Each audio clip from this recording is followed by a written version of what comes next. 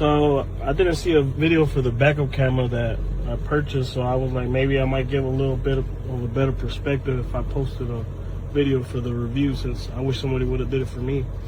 But really, you get what you get for the price. I mean, you can't really complain. It's 30 bucks or 40 bucks. But other than that, it's really good. I'm gonna show you how it looks. The only thing I really didn't like is that it has, like, I guess, backup help guidelines, but it doesn't really give you an option like to turn them off. So if you want to use your factory lines on your radio, it doesn't look so good. But these are, I just ended up leaving the ones that it comes with the camera on, which they don't look bad, honestly, but I'm sure it would look better if you could use the ones that comes with your radio, since you can adjust it.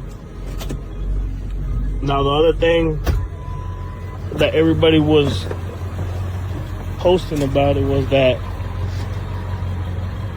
the handle doesn't fit that good. And honestly, yeah, I mean, it doesn't really look the best, and it looks like it's kind of poking out, but I'm sure if you shave some of this down, it'd probably go in there better. But I mean, 40 bucks, I think it's pretty good.